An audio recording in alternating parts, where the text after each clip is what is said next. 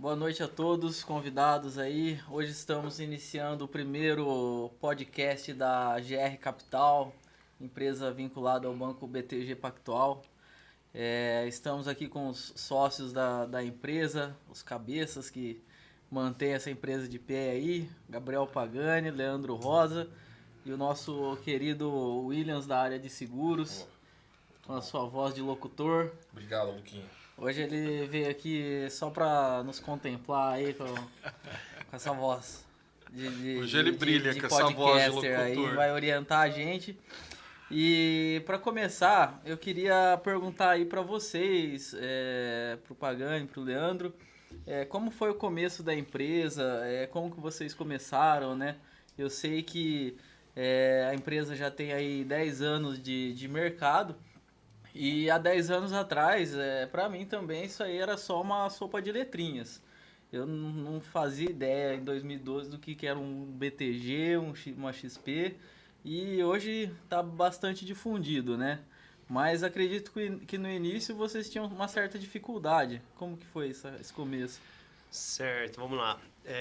Nós estamos no mercado financeiro já faz bastante tempo já. Começamos ali de maneira separada, eu e o Leandro não começamos junto, mas começamos mais ou menos na mesma época ali, em corretoras diferentes, em um tempo que o mercado era muito mais voltado para ações e renda variável. Não tinha toda essa parte de assessoria financeira que existe hoje, renda fixa, parte de proteção patrimonial, não tinha nada disso. Era só renda variável ali.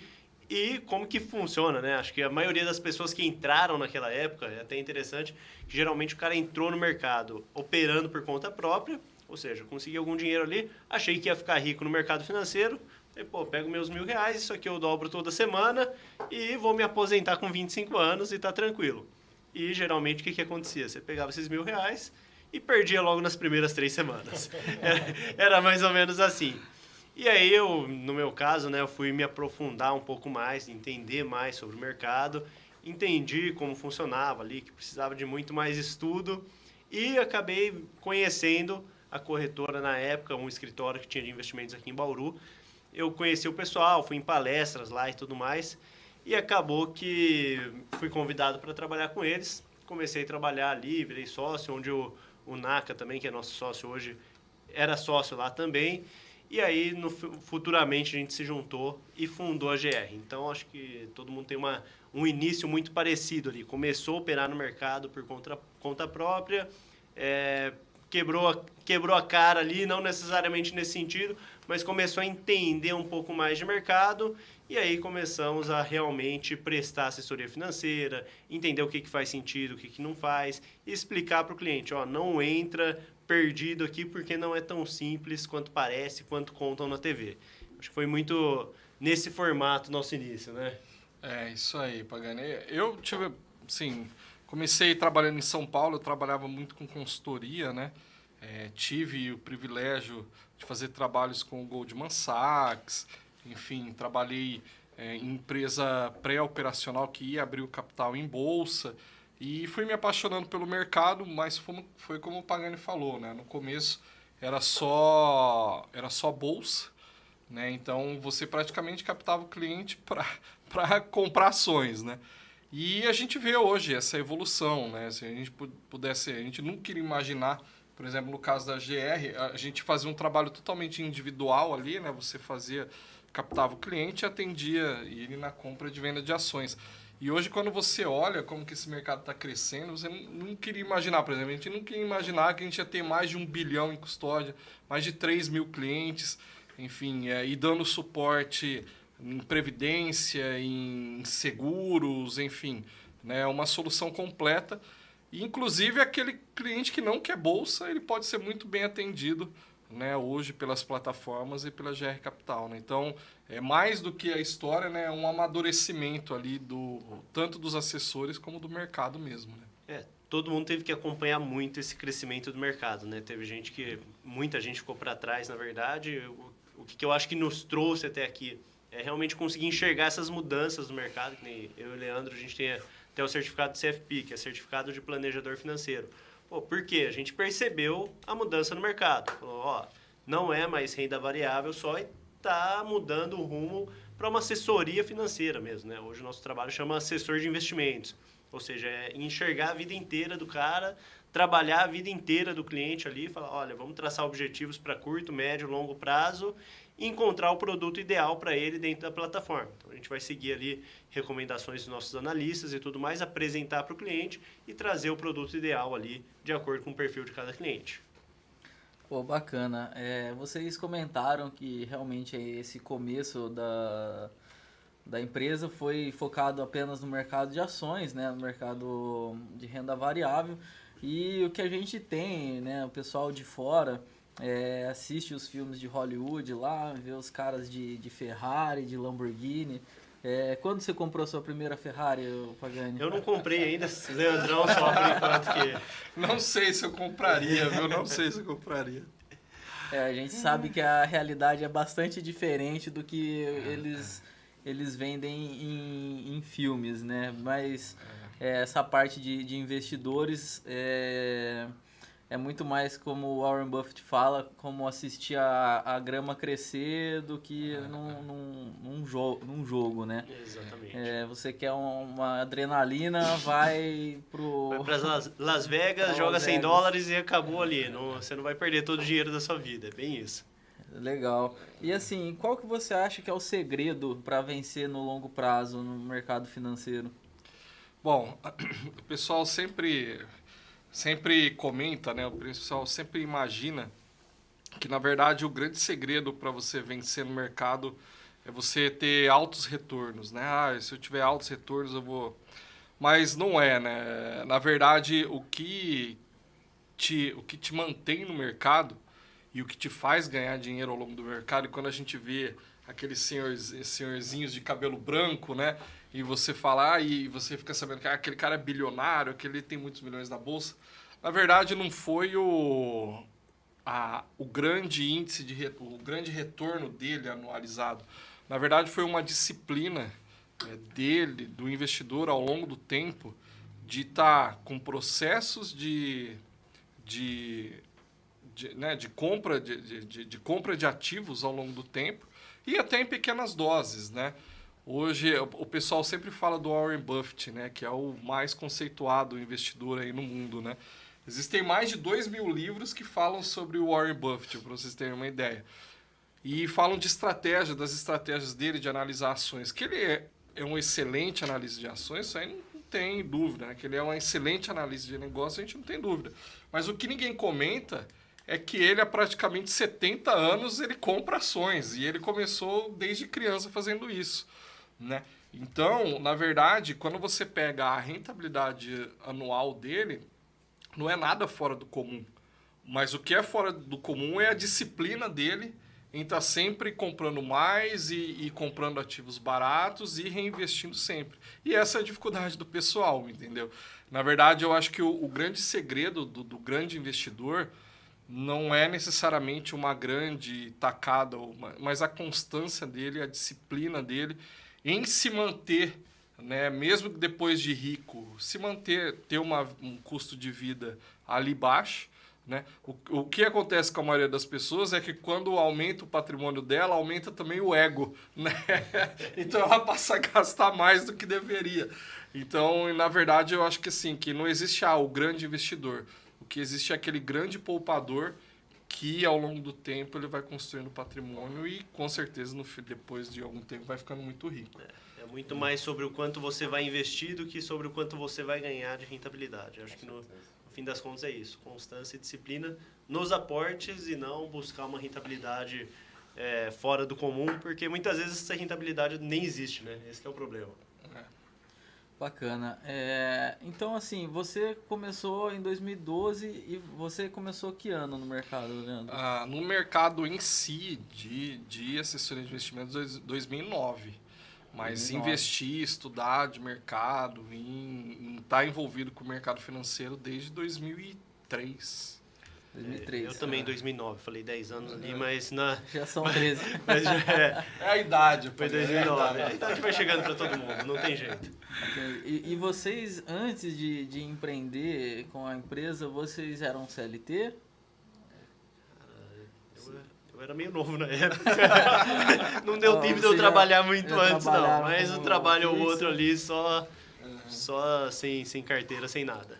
Eu nunca trabalhei no mercado financeiro como CLT, foi já começando como assessor. Mas em outras empresas, sim, né? Sempre consultoria, sempre algo com vem empreendedor. Acho que foi 1 ou 2 anos só que na minha trajetória inteira que eu trabalhei como CLT. É que a gente sabe aí, né, um dado até triste, que 90% dos novos empreendimentos acaba falindo no primeiro ano no Brasil, né? Então, assim, eu queria que vocês falassem, né, qual que é a principal diferença entre ser um empreendedor e ser um CLT aí para quem está pensando em entrar nesse mercado. Acho que a principal diferença é que o CLT ele começa o mês no positivo, ou seja, eu já sei que eu vou ganhar no fim do mês. O empreendedor já começa no negativo, eu já sei que eu vou ter que pagar no fim do mês. Então, essa é a principal diferença. Mas, assim, você conquista a liberdade, que todo mundo acha que sendo empresário você tem uma liberdade, mas na verdade você tem muito mais responsabilidade ali no fim das contas, porque você vai ter uma série de compromissos que vão ser assumidos e tem que entregar resultado para aqueles compromissos. Eu acho que tem que focar muito ali no dia a dia para realmente dar resultado, né? E o empreendedor, a diferença do empreendedor é que ele tem uma dificuldade inicial, né? É óbvio, né? Você olhar, você não tem uma carteira de clientes, enfim. Mas a grande vantagem do empreendedor é que ele não tem limite, né? Coisa que no mundo de CLT você vai ter um conforto ali no começo. Não que você tenha, que o CLTista não precise trabalhar, não é isso. Mas ele tem ali um garantido, porém ele tem uma limitação. Eu acho que são escolhas, não existe o certo e o errado. Eu acho que tem pessoas que elas não têm características para serem empreendedoras e a pessoa precisa aceitar, né, que não é fácil, tá? O que também não é ruim, tem pessoas que são excelentes CLTs, não tem problema nenhum.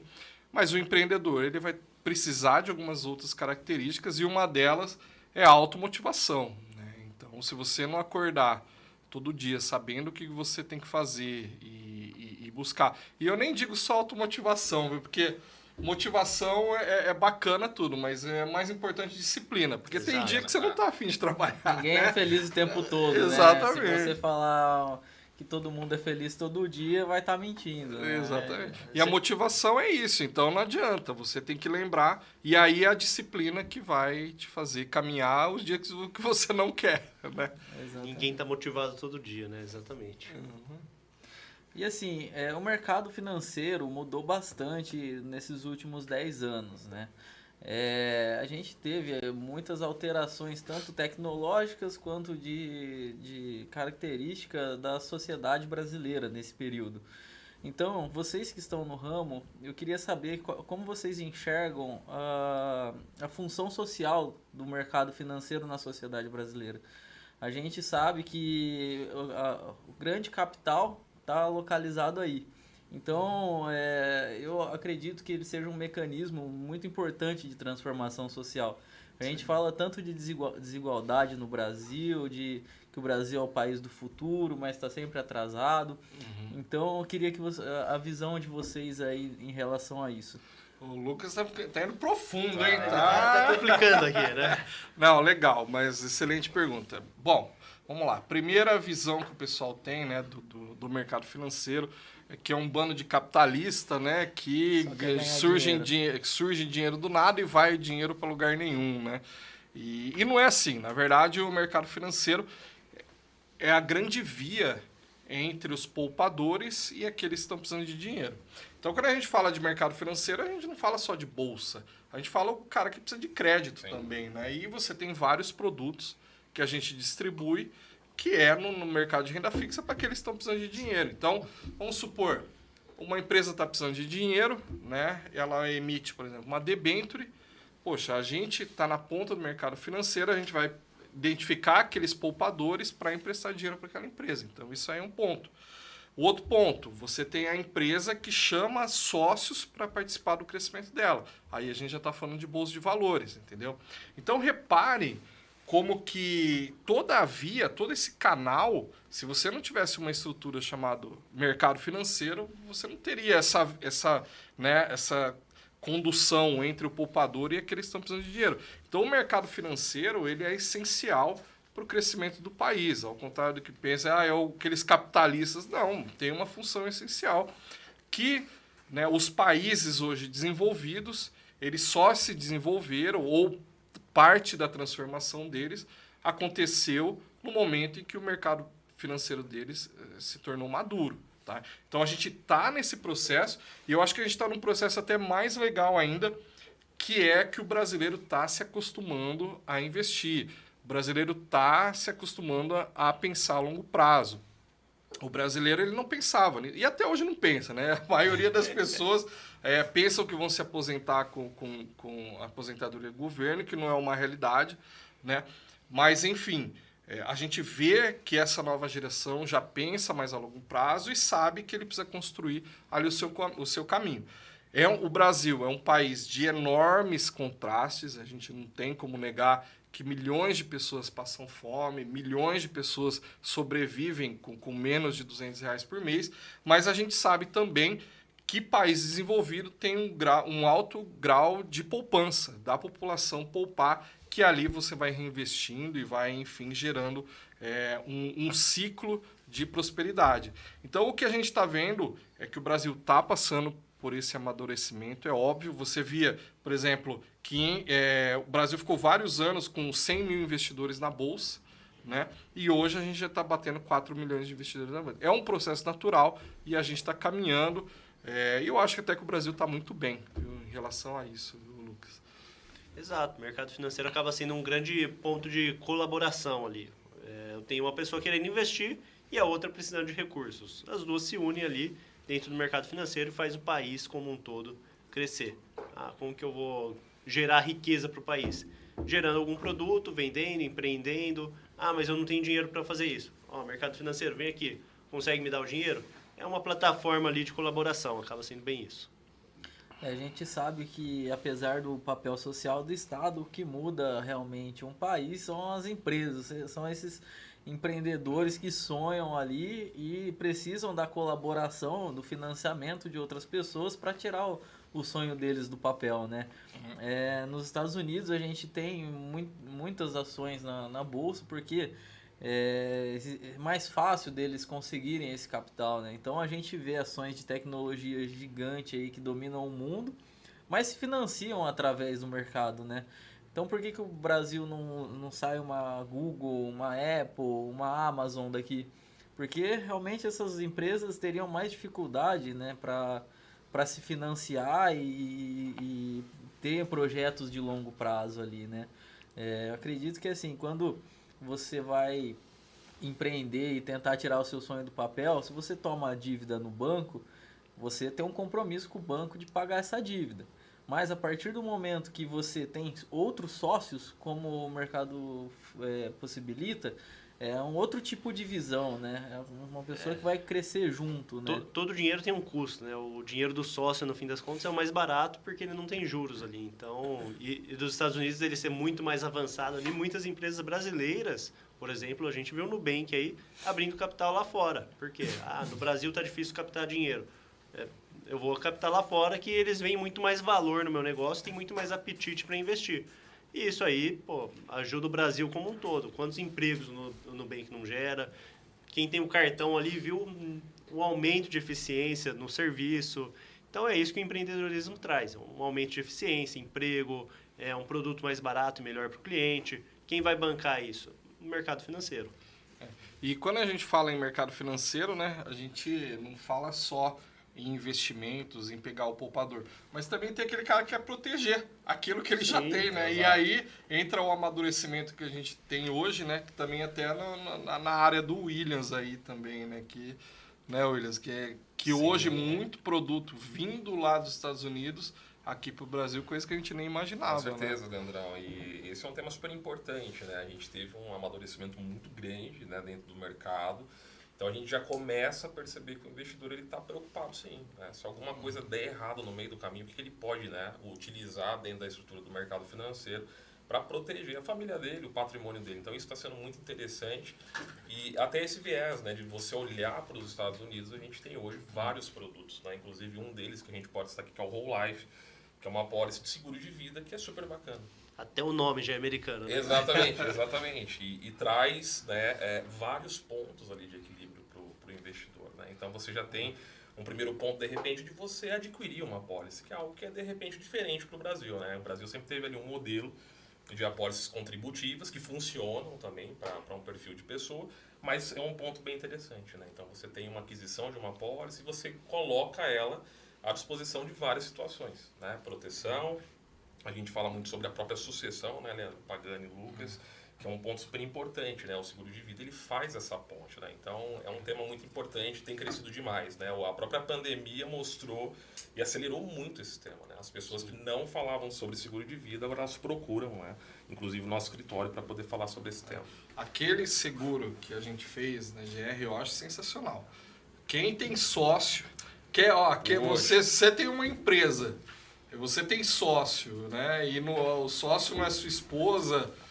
Meu, tem que ter. Se você quiser explicar um pouquinho... Se você não quiser trabalhar com o cunhado daqui a uns anos, é bom fazer um desses. Ou com o filho do sócio depois, né? Você não suporta o filho do sócio. Aí você fala, putz, se acontecer alguma coisa com o meu sócio, eu vou ter que trabalhar com o filho dele.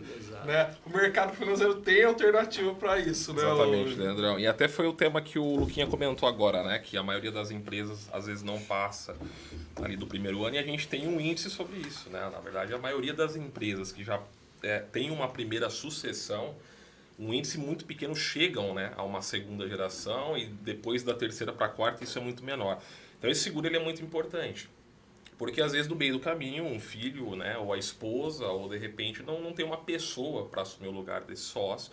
Então a gente consegue também estruturar uma apólice e fazer com que essa garantia financeira caia diretamente no caixa da empresa para que no momento do falecimento do sócio, existem inúmeras formas de sucessão empresarial, mas falando do falecimento, você tem ali uma oportunidade, né, de comprar essa cota, né, e resolver o problema. Né? E a gente sabe que, de repente, um filho que não tem conhecimento técnico, ele não sabe nada do negócio, ele vai bater a mão na mesa e falar, e aí, Leandro, eu quero sentar no lugar do Pagani. Né? Então, esse também é um dos instrumentos que a gente tem hoje, né, na GR Capital, dentro da nossa área de gestão patrimonial. É sensacional. E Pagani, falando um pouco agora sobre os serviços da empresa, né? A gente realmente teve essa mudança entre a pessoa chegar no escritório querendo ficar rico com o mercado e uma pessoa, poxa, indicado ali que você vai ajudar, né? Vocês vão ajudar nessa parte de assessoria de investimentos. Então, se eu chegasse na GR hoje com 100 mil reais para investir lá, eu ia poder passar da porta? Como que é? Tem algum mínimo? Não, pode entrar, não existe mínimo, existe ali frequência de contato e tudo mais, mas não existe um mínimo para você começar a investir. Se você chegar lá hoje com 100 mil reais, o que a gente vai fazer, né? Qual que é o nosso trabalho? É identificar qual é o seu momento de vida. Então, vou te perguntar, pô, Lucas, quantos anos você tem? Com quantos anos você quer se aposentar? Com quanto você acredita que vai precisar sobreviver ali na sua aposentadoria? 5, 10, 15, 20 mil por mês. Beleza, você vai me passar esses dados, vai me passar o que tem hoje e a gente vai fazer um estudo ali para falar, olha, para chegar nas condições que você quer, você precisa fazer um aporte de X por mês. A sua reserva está muito baixa por enquanto, nós temos que aumentar isso de uma maneira mais rápida. Você vai ter que colocar aportes maiores ou menores. Então nós vamos entender o seu momento, entender o que você já faz, falar, tá no caminho certo, ou então tá no caminho totalmente errado. E às vezes os clientes ficam, chateado, você me mostrou aqui que eu tô no caminho totalmente errado. Mas é muito melhor você ver isso hoje do que há 10, 15, 20 anos. Por quê? Porque hoje você consegue corrigir.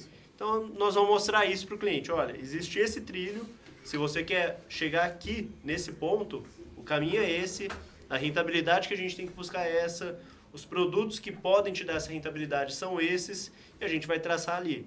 Não, consigo fazer aportes maiores, mas quero menos risco. Ou então já é um caminho aqui mais tranquilo. Não, quero tomar mais risco, então já vamos para outro caminho. A gente vai analisar tudo isso e fazer uma visão geral do cliente. Então, o que ele tem de imóvel, o que ele tem de pagamentos hoje que vão acabar quando ele for aposentar. A questão da proteção entra muito aí. Se acontecer alguma coisa no meio do caminho, o que vai acontecer? Quem vai garantir que esse sonho vai dar certo. Aí o Williams entra ali com toda a questão de sucessão. Então a gente faz todo esse processo para o cliente.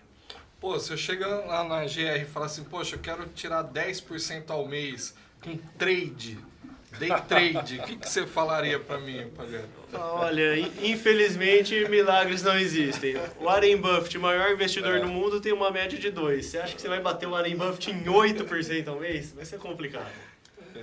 Eu tenho um amigo que me indicou um investimento que dá 5% ao mês se eu colocar 100 mil. O que você diria sobre isso aí? Vocês têm coisa melhor pra mim? Olha, 5% garantido. Garantido. Garantido, e ele me mostrou as garantias ainda. Esse que é o pior, né? Já vi muito disso. Gente, muito cuidado com isso, muito cuidado com promessa de rentabilidade. Não caiam nessa de... Acima, pensem o seguinte, taxa de juros no Brasil. Hoje está 12,75 ao ano, vai subir um pouquinho mais. Então, tudo que me oferecer próximo a 1% ao mês, é taxa de juros do Brasil. Tá tranquilo, dá para acreditar ali, se for de um banco confiável, lógico, de algum lugar confiável, tá tranquilo. Começou a subir 2, 3, 4, 5% ao mês. Falou garantido e sem risco, 99,9% de ser pirâmide. Falou que tem risco pequeno, analisa bem que talvez não é tão pequeno. E na renda variável, você pode conseguir? Pode. Mas aí o cara tem que falar, olha, existe um grande risco desse negócio não dar certo. Aí, beleza. E se falar que é garantido, rentabilidade lá em cima, e você tem que trazer mais 5, aí pode ter certeza que é pirâmide. Aí esquece. Não, a gente brinca aqui, mas realmente a gente tem acompanhado aí, até mesmo na televisão, né, notícias muito tristes de pessoas que perdem as economias de uma vida através de charlatanismo aí de algumas empresas, né? A gente está falando aqui de risco de renda variável, pode existir, mas quando alguma pessoa te garante alguma coisa, você tem que até analisar essa questão das garantias, né? Não, isso aí é um assunto extremamente sério, a gente fala na brincadeira aqui, mas tem gente que perde a economia da vida ali. Exato. Às vezes o cara conseguiu juntar um dinheiro durante 10, 15, 20 anos e na ilusão de ficar rico ele perde tudo de uma vez. E o pior, geralmente é no pior momento. Por quê? Porque é a hora que ele fala, agora eu vou pro tudo ou nada. Nossa, achei essa oportunidade, agora vai. E aí perde tudo. Famílias em depressão, acontece muito, briga, separação, e tudo por conta de dinheiro. Só que se você for pé no chão ali, uma coisa que eu sempre falo, não tente ficar rico no mercado financeiro. Você tem que tentar ali ganhar dinheiro e aumentar seu patrimônio. Mas o que enriquece é o trabalho. Foca no seu trabalho, foca no seu negócio e investe todos os meses. Sim. É muito difícil ficar milionário? Se fizer a conta, você vai ver que não é tão difícil ficar milionário no longo prazo. Investindo ali 500, 600 reais todos os meses, por 10, 20, 10 não, né? Por 30, 35 anos, que é o tempo que a gente leva para se aposentar, a chance de você ficar milionário é muito grande se tiver disciplina. Agora, ficar milionário amanhã, você vai perder o seu dinheiro. Pagani, só aproveitando o gancho, Leandrão, vocês falaram aí da promessa de rentabilidade. Aqui na nossa região a gente já encontra inclusive no seguro de vida, que é o próprio Whole Life, porque ele é um seguro que ele forma reserva. Escritórios ou profissionais, assim que a gente pode dizer, que prometem também ali, né, ou colocam de repente o índice de inflação, que é um índice de correção monetária, para mostrar um número maior também. Então vou virar aqui para a câmera, né, essa aqui que fala com os nossos ouvintes. Tome muito cuidado, tá? Se você de repente foi abordado por algum profissional que te prometeu ganho de rentabilidade nesse produto, nos procure que a gente faz uma excelente revisão para vocês. Só para aproveitar esse gancho. Legal, bacana. E assim, essa questão, né, de promessas, enfim, isso aí sempre, assim, primeiro, né, absurdo o número que cresceu nos últimos anos de golpes, de pirâmide, e explorando sempre as mesmas coisas, novas tecnologias. E aí, porque ninguém entende muito do negócio, aí usam pessoas que não conhecem muito do mercado e acabam fazendo promessas, e aquilo que o Pagani falou. Acabam com a economia da vida, né? Isso aí não é de hoje, promessa de rentabilidade com criptomoeda, mas já teve caso, né, do Telex Free, que era com o que mesmo? Era com rede VoIP, né? Usando tecnologia. Aí tinha até o do avestruz, né? Teve a época que era de avestruz. Teve fazendas boi gordo, quer dizer, o golpe é o mesmo. O golpe é o mesmo, só muda vídeo. Só muda vídeo. Então é sério isso, pessoal. Todo mundo que quiser começar a investir, procure uma instituição renomada que seja controlado pelo Banco Central. E também muito cuidado com essas criptomoedas também, viu? Muita atenção, o pessoal se iludindo muito. Desde que o mercado financeiro é mercado financeiro, toda vez que vem uma tecnologia nova, todo mundo acha que é assim, agora eu vou ficar bilionário.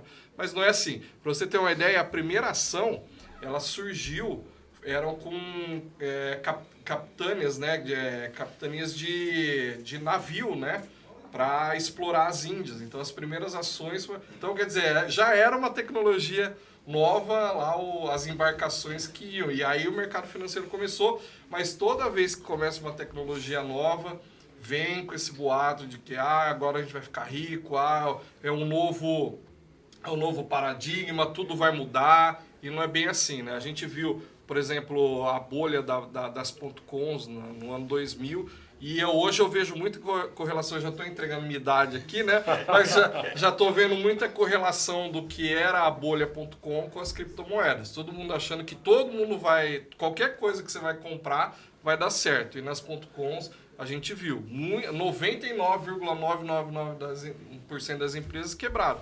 Imagina uma criptomoeda que ninguém sabe quem criou. Hoje existem mais de 12 mil no mercado. Todo dia é criada uma nova. E enfim, né? Então existe muito questionamento. Então muito cuidado também com criptomoeda, tá, pessoal? O Leandro já falou um pouco aí da minha próxima pergunta, né? O Pagani até conversou sobre garantias nos investimentos, né? Quando você garante uma rentabilidade, você precisa ter alguma coisa fundamentando aquilo, né? Até quando a gente compra uma ação, você adquire parte de uma empresa real que existe. Ela não é apenas um número na tela. Quando você compra um pedaço da Petrobras, você está se tornando sócio dessa empresa, né? A gente tem outras opções de renda variável, como os fundos imobiliários, onde você se torna sócio de um pedaço do imóvel. Então, até mesmo nos CDBs, que são as opções de renda fixa, eles têm as garantias do Banco Central, são mercados regulados e tudo mais. Na questão das criptomoedas, quais as garantias que a gente tem quando a gente compra uma criptomoeda? Porque assim, eu comprei... Satoshi Nakamoto, eu acho que chama. Ninguém conhece, ninguém viu, ninguém sabe de onde veio. Porque assim, o que se vende muito na questão das criptos é que elas não são inflacionáveis, porque vão ter um limite, né? Principalmente na questão do Bitcoin. Tudo bem, mas assim, e aí não são regulamentadas pelo governo também, né? Então, vocês acreditam que o Bitcoin pode mais para frente ter uma função de moeda, substituir o dólar? Olha, essa é uma pergunta muito difícil, é impossível responder, tá? O que eu gosto de falar? O pessoal deve estar me xingando porque adoradores de criptomoedas é o que mais tem, é quase uma religião para alguns, né? Mas é importante destacar assim, eu não sou contra nada, mas eu acho que a pessoa tem que conhecer e saber o que ela está fazendo. Eu não tenho dúvida do potencial da tecnologia da criptomoeda, tá? Você rastrear ali todo comprador, você tem um DNA em cada negociação e as negociações estarem todas descentralizadas, isso é sensacional e eu acho que essa tecnologia veio para ficar, tá? Não tenho dúvida disso. Agora, o que eu me questiono é o instrumento. Da mesma forma que as .com surgiram e falaram que a internet ia revolucionar o comércio, foi verdade, aconteceu mesmo. Mas aqueles instrumentos lá de 2000, esses não existem nenhum mais, praticamente nenhum, tá? Então, por exemplo, quando a gente fala de Bitcoin, beleza, tecnologia bacana, mas o que a gente precisa destacar? Hoje o Bitcoin está muito centralizado na mão de poucos, a transação dele ainda não é algo simples, não é simplesmente, vou comprar aqui e vender ali, ele exige muita capacidade tecnológica para fazer, né, toda essa parte transacional. Então é assim, vai virar uma moeda no futuro? Não sei, pode ser que vire, mas também pode ser que não vire. Mas é importante que a pessoa tenha consciência disso e não aloque tudo que ela tem de recursos num instrumento desse. Ainda é muito embrionário tudo isso aí. Tá? Então é só esse... E assim, até pegando aquele ponto de pirâmide, rentabilidade garantida, quer investir em Bitcoin? Investe sabendo que pode ganhar 1 milhão por cento ou virar zero. Se eu investir R$1.000 hoje, daqui 20 anos, talvez vale zero, talvez esteja valendo 1 milhão, talvez esteja valendo o mesmo valor que eu coloquei. Agora, se alguém falar invista em Bitcoin e eu garanto 2% ao mês, que é o que mais tem por aí, Exato. aí é pirâmide, aí esquece. Você não está investindo em Bitcoin, você está investindo em alguma pessoa que está tentando te dar um golpe, muito provavelmente. Mas é o que o Leandro falou, quanto a tecnologia e tudo mais, se veio para ficar ou não, tecnologia com certeza veio para ficar. Agora, uma das moedas veio para ficar, são 12 mil. Qual que vai ser eleita aí o dinheiro mundial? Então, não acredito que vire um dinheiro mundial, que vire uma moeda. Acho muito difícil isso aí. Pô, se até o Orkut acabou o dia, o Williams usou o Orkut, eu sei que ele usou. O Williams ficava no MSN mandando indireto, certeza que ele colocava ali. Saía e entrava pra ver. Isso que a gente tem que saber, né? As tecnologias mudam, né? Então, poxa, quem que imaginou que o Orkut um dia teve ICQ, teve MSN, tudo foi sendo substituído, ICQ né? eu já não conheço, né? O Leandro tá entregando a idade. Vai devagar. Bate-papo do UOL. Então, quer dizer, a gente não sabe, então muito cuidado, saiba que nada é pra sempre, enfim.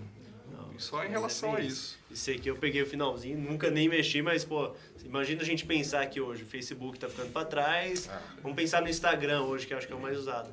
Daqui 5 anos, você imagina que você pode estar sem Instagram? Talvez acabe a plataforma e a gente nem lembre, igual o Orkut. Exatamente, e assim é a tecnologia, um Bitcoin, qualquer coisa. Exato. Eu achei muito legal isso que o Leandro falou de instrumentos, né? Porque realmente a tecnologia do Bitcoin, ela é uma coisa disruptiva. Sim. Porém, se a gente pensar em qualquer tecnologia, todas elas evoluem.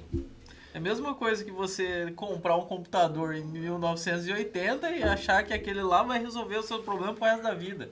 Muito pelo contrário, a Sony vai e suas melhorar. câmeras digitais eram disruptivas. Acabou a Sony, acabou a câmera digital, foi tudo pro celular.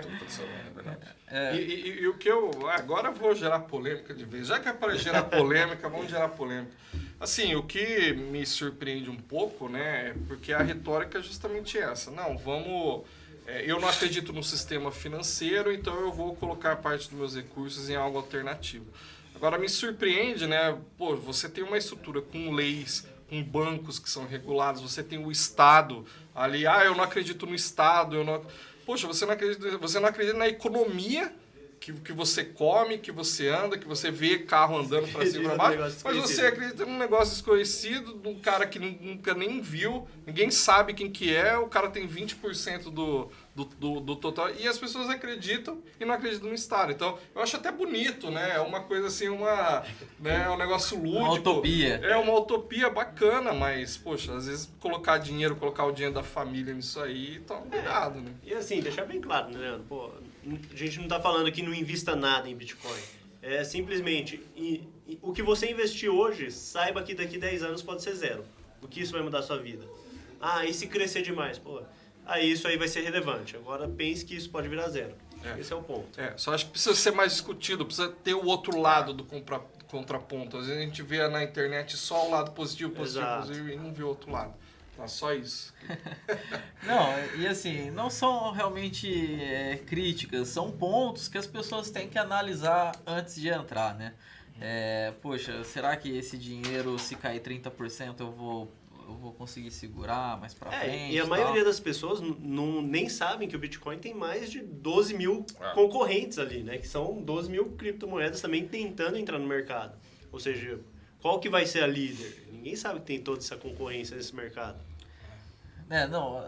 Eu também acho assim, opinião particular, né? A gente vai ter novas tecnologias que vão ser mais difundidas no futuro. Eu particularmente não invisto em Bitcoin. Muita gente ganhou dinheiro com isso. Não vai falar que não dá para ganhar, dá para ganhar. principalmente quem vendeu ganhou muito dinheiro nos últimos dias, mas a gente teve essa grande valorização das criptomoedas, principalmente pela política econômica do Banco Central americano. E aí eu queria já fazer uma ponte para o que a gente está vendo agora, né? Os bancos centrais, tanto brasileiro quanto americano, europeu, estimularam a economia fazendo uma injeção grande de dinheiro. E para quem já é da área, assim, né, até os mais leigos, sabem que você injetar muito dinheiro na economia pode causar inflação. O dinheiro ele estimula a demanda, se você não tem um crescimento proporcional da produção, você vai ter inflação, não tem como. E a gente está vendo o resultado disso agora. Como vocês veem daqui para frente, que vai ser essas políticas econômicas aí? A gente vai continuar com esse cenário de inflação? Eu sei que a guerra na Ucrânia piorou toda a situação que já era triste.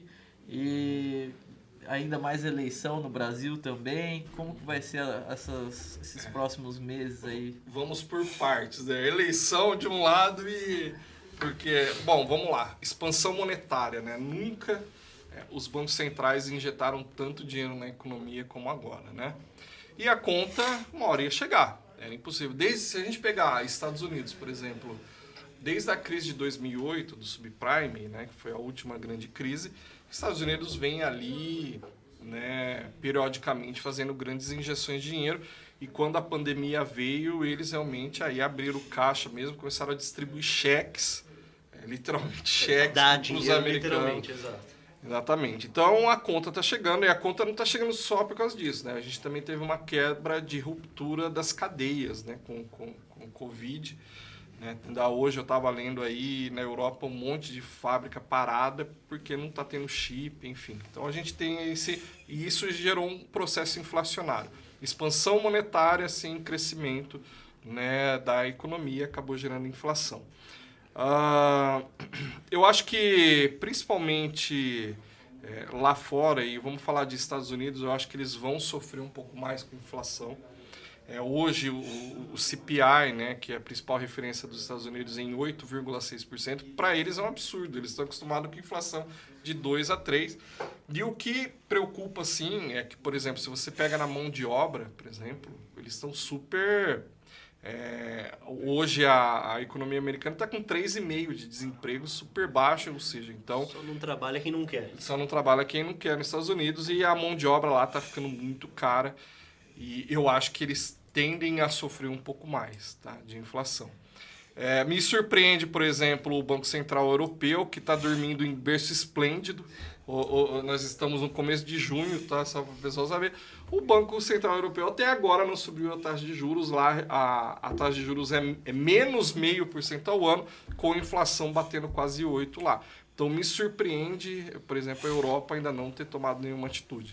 Não sei se é medo de subir a taxa de juros lá, com o que possa acontecer, mas eu acho que a conta vai chegar, viu, Luquinha? Eu acho que a conta, como essa conta vai chegar, não sei te dizer, mas a gente está vendo hoje, principalmente na Europa, Estados Unidos, muitas empresas, muitas ações, elas vivem em função da taxa de juros baixa. Se essa taxa de juros subir, a gente vai ver uma série de empresas com problema. E o que a gente tem que lembrar também, né, pessoal?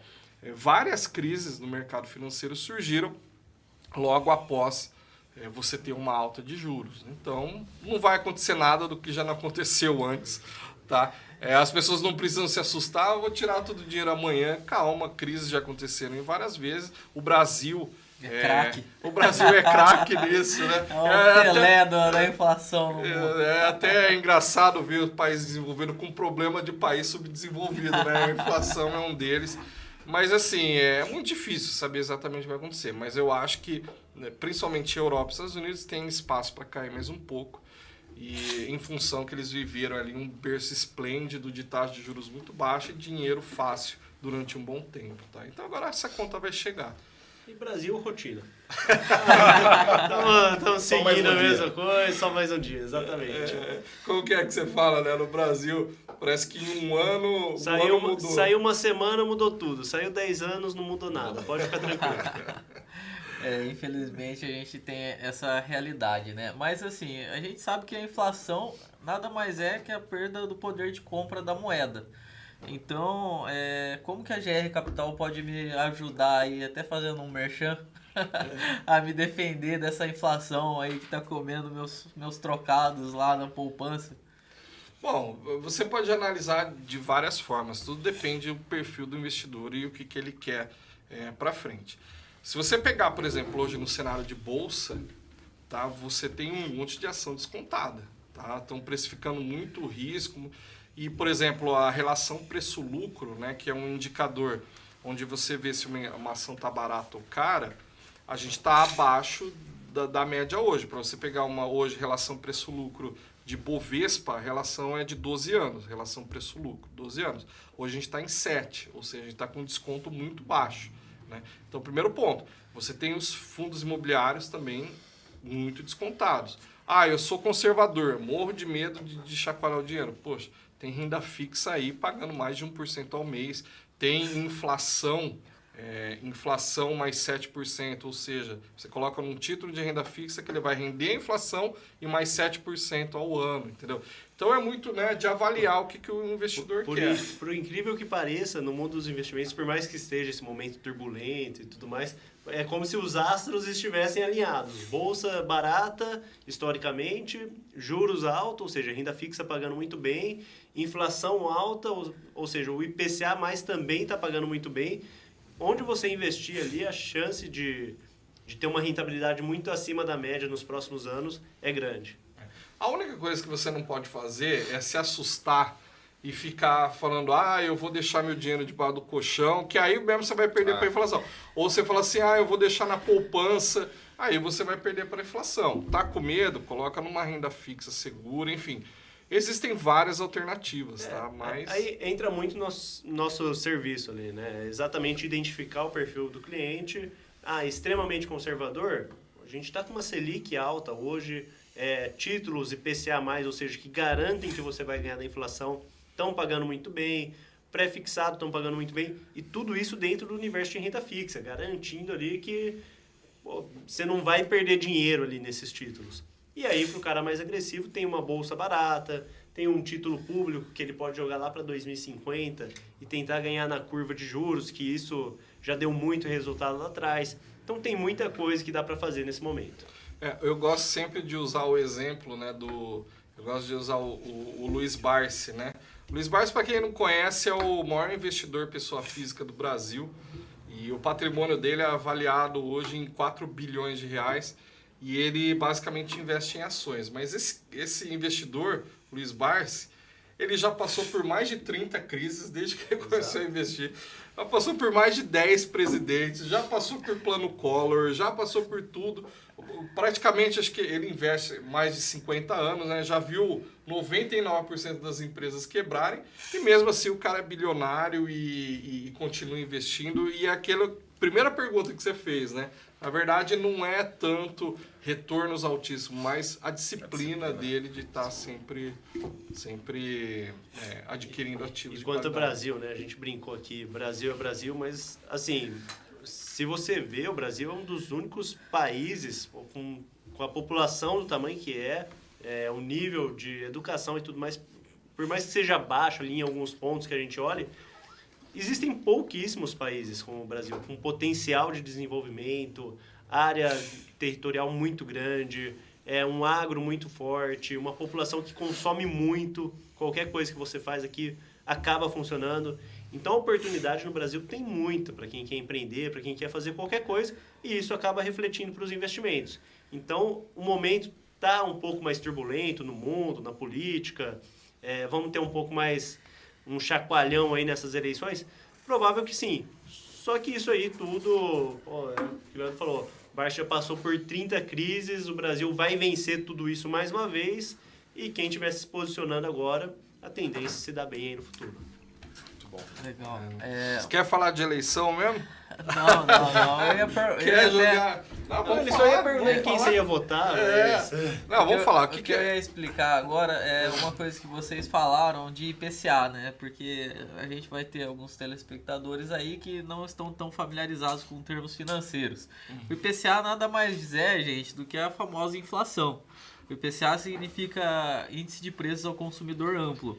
Então, quando o Leandro fala que a gente tem produto IPCA mais 7, significa que você vai proteger o seu dinheiro da inflação e ainda receber 7%.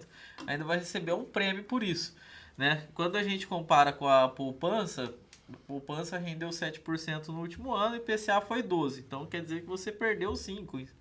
A gente tem essa mentalidade que a poupança não perde nada, mas, poxa, eu estava acompanhando lá em maio, o preço da cebola subiu 20%. Então, E o preço da cerveja? Deus me livre, aí vai ter uma revolução no país. A hora que esse aí subir, a gente vai mudar bastante, viu, Leandro? E realmente, o que você falou,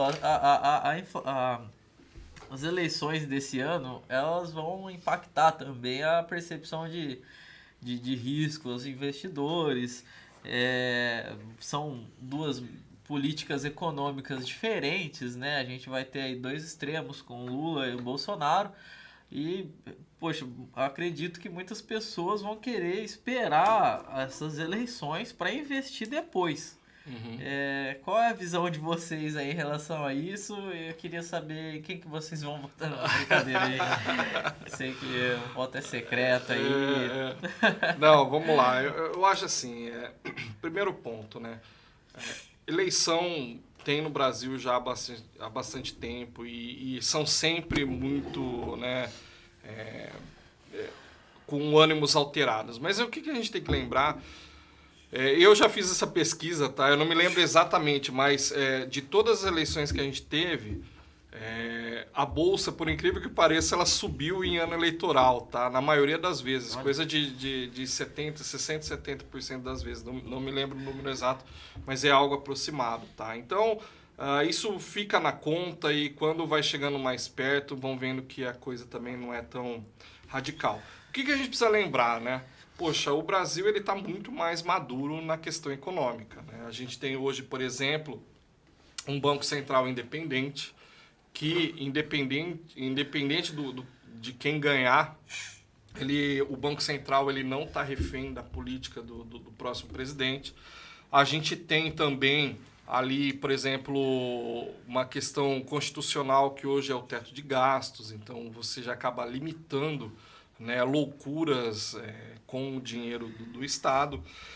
Enfim, hoje o Brasil já tem mais recursos do que tinha no passado para evitar coisas assim totalmente escabrosas, por exemplo, igual um plano Collor da vida. Então, eu acho que ao contrário do que parece, a gente está amadurecendo tanto na questão da democracia, né, e na questão de política econômica. Discutir se o Estado tem que estimular mais a economia ou menos, aí tudo bem, que eu acho que esse é o grande debate, né? Lula, Bolsonaro e os demais candidatos, o que na questão econômica varia é quem quer utilizar mais o Estado e o outro achando que o Estado precisa ser mais enxuto, tá? Então, o investidor também precisa ter consciência, precisa ser racional nesse momento, e eu não vou nem usar a palavra racional, mas, poxa, tenha bom senso, né, e entender que, independente de quem assumir, o Lula já governou, o Bolsonaro já governou, o que a gente não pode é sair muito ali da política econômica, que eu acho que nenhum dos dois vai fazer isso, tá? Vocês Pagani têm a mesma visão, o Williams. Tem dois discursos extremos ali, né, mas no fim vai acabar ficando no centro, independente de quem for, a tendência é um pouco pro centro ali. Eu acho que isso dá uma segurada. A gente viu o que passou de governo, muita gente metendo pau e tudo mais, mas as políticas adotadas, no fim das contas, tenderam a ir para o centro e rodou bem. A gente teve privatizações, teve uma série de reformas que passaram. Então, a pandemia atrapalhou muito. A gente não pôde ver se realmente o Brasil ia melhorar, mas o mercado analisa como um todo que rodou bem. E caso entrar o Lula ali também, ele tomou muitas atitudes lá atrás voltadas para o centro, algumas coisas do discurso dele, acabar com o teto de gasto e tudo mais. Espero que não aconteça, e a tendência é não acontecer, mas traz muita volatilidade para o mercado, porque seria ruim, e a tendência é acabar quebrando o país no longo prazo, se realmente acontecer. Mas é aquele negócio, muito difícil de acontecer, né? O que é importante, né, o Lucas? O Lucas adora política, né? Eu não sei porque que ele tá ficando quieto aí, mas o que a gente precisa lembrar, né? Por exemplo, a gente tá vendo alguns discursos aí falando, eu vou voltar com a reforma da trabalhista, vou anular a reforma trabalhista, não é assim. Você tem um Congresso por trás e provavelmente quem ganhar vai ter que negociar muito com o Congresso. Então, querendo ou não, o Centrão ali, ele serve... a gente critica muito o Centrão, mas ele serve para mediar muita coisa ali e mediar até o discurso mais extremista, né? Assim então, como o Bolsonaro fez promessas ultraliberais e não se cumpriram, o Lula faz ultra-radicais também, a tendência é não se cumprir, essa é a verdade. A verdade é que são discursos que jogam pra galera, né? Cada um jogando ali pro seu nicho eleitoral, mas ninguém vai conseguir ser extremo porque o Brasil não é uma autocracia. Tem um Congresso para passar, então não vai ser tão simples assim. Você tem ali, além dos 3 poderes, no Congresso, Senado e o Executivo, tem o STF agora também ali que manda pra caramba. Eles estão querendo assumir as rédeas aí do controle do país. Tivemos alguns conflitos do Executivo com o STF, mas é uma democracia funcionando, né? E se a gente quiser bombar a audiência do podcast aí, é só a gente continuar nesse assunto. assunto. Só dá corda. Resumindo, promete qualquer coisa maluca e combina com o pessoal. Pessoal, vota contra isso que eu prometi, hein, por favor. Isso não pode passar, que vocês sabem que é problema. É o que você falou. Não vai ter nenhum candidato que vai conseguir implementar tudo que prometeu. O Bolsonaro não vai tornar o Brasil um paraíso liberal. E o Lula não vai tornar o Brasil uma Venezuela também, né? A gente... acho que um ponto importante aí que foi dado realmente é o Banco Central ser autônomo, né? Então... eles vão fazer o papel deles sem a interferência de interesses políticos, que é muito importante. O economista tem que decidir sobre a economia, não o político que quer fazer populismo ali, tanto para um lado quanto para o outro, né? E as eleições chegando aí também, a gente está polarizado. Vocês acreditam que pode haver uma terceira via, como houve em 2018? 2018 não foi uma terceira via, né? Mas foi uma alternativa que cresceu rápido ali, mais próximo das eleições. Então, a gente sabe que as redes sociais hoje têm um poder muito grande de influenciar a opinião das pessoas. E a gente sabe também que existe um grande absenteísmo no Brasil. Tanto votos brancos quanto votos nulos, eu acredito que são eles que vão decidir a eleição. Vocês acreditam na possibilidade de uma terceira via? Eu posso devolver a pergunta para o entrevistado? Pablo Marçal tá aí, inclusive, marca a gente aí, Pablo, @grcapital. Não, Silo, eu até queria ouvir, o Lucas ele é o mais politizado aqui de todo mundo, mas assim, a gente vê a Simone Tebet agora entrando, né, no páreo. Me surpreendeu a última pesquisa que mostrou que ela ainda não está, né, da maneira que todo mundo está esperando que ela viesse mais forte. Eu falaria que a gente está quanto tempo das eleições? 3, 4 meses? Uns 5 meses, 5 meses, Eu falaria que não teria mais espaço para uma terceira via. Eu cravaria. Só que hoje a informação ela corre tão rápido, cara, que... Pode ser que aconteça. Pode ser que aconteça, sabe? Então, vamos aguardar, vamos ver qual que é o discurso. Bolsonaro mesmo foi do dia pra noite, né? E você, o que você falaria? O que você acha? Que dá tempo de ter uma terceira via ou não? O Luquinha falou do Pablo Marçal. Explica isso aí, Luquinha. Não, vão existir diversos candidatos aí para buscar uma terceira via. E uma coisa que a gente precisa observar, que é muito importante, são as pesquisas eleitorais, mas não no sentido do ganhador das eleições. Eu sei que muita gente não acredita no resultado das pesquisas, porém elas vão influenciar quem pode participar dos debates. Se você tem um peso grande em uma pesquisa eleitoral, você pode ir lá debater.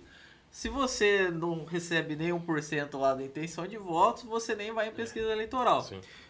A Simone Tebet, o próprio Pablo Marçal, que são candidatos mais à terceira via, eu acredito que se eles tiverem um tempo de televisão ali, uma exposição bacana, eles conseguem até puxar bastante votos desse eleitor que é indeciso.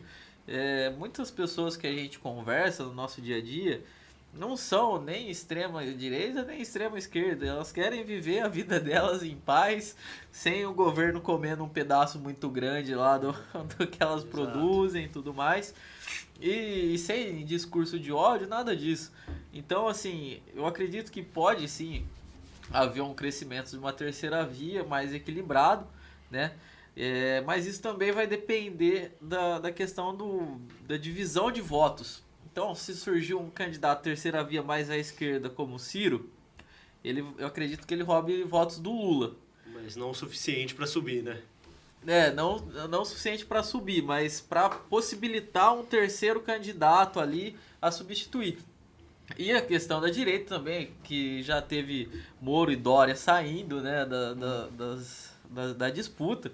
A Simone Tebet também, eu acho que o Pablo Marçal ele tem esse viés mais liberal, mas a direita também pode puxar voto no Bolsonaro. Então eu acho que vai ser, o que vai fazer essa diferença vai ser esses candidatos puxar voto. Tanto para ir para segundo turno com o Lula, tanto para ir para segundo turno com o Bolsonaro. E será que surge um Cabo Daciolo de novo? O Cabo Daciolo surpreendeu, hein? Surpreendeu, bateu aí um pessoal grande na última eleição, viu? Não, a gente precisa no Brasil, Leandro, independente de viés liberal, de direita ou de esquerda, a gente precisa de uma renovação de ideias. A gente não pode mais ficar discutindo aqui se o Brasil vai virar comunista. A gente precisa investir em tecnologia, saneamento básico, segurança. Então, acho que o candidato que trazer novas ideias frescas, ideias novas, eu, pelo menos, pessoalmente, torceria para ele ganhar. Assim, a gente vê isso nos países desenvolvidos, né? E, ao contrário, a gente vê nos países mais atrasados que existem candidatos lá que se perpetuam no poder.